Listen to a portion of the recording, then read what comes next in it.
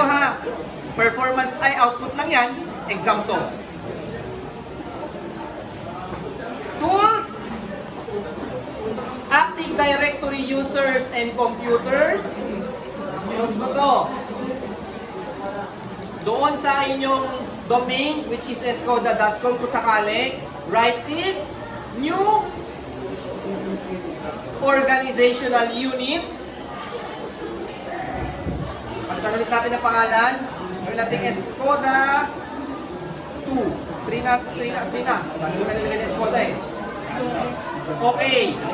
Ayan, may Escoda 3 na. For the Escoda 3, kasi kanina naka-Escoda ang dalawa na ako eh. May 10 Escoda na, may Escoda pa.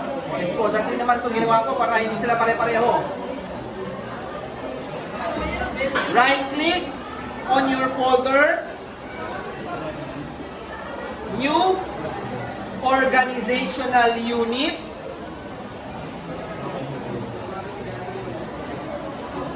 Name. O, gawin natin group 2 naman ngayon. Gawin natin caps lock. Parang ganda tingnan. Group 2. Okay. Okay. Sa group 2, right click, new user. Hindi ko na group yun.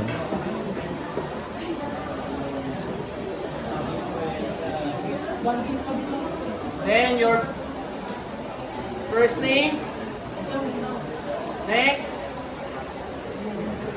Ayan, may already na tayo, Lloyd. Palita kayo pagpakalan.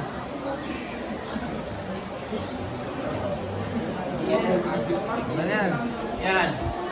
Napalitan ko yung pangalan kasi nagamit na daw.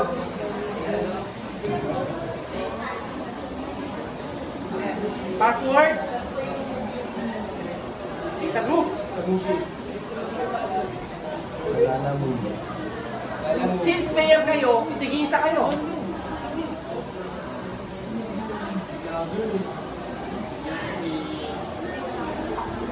Pag ito hindi natin nagawa ng start bukas, automatically written tayo.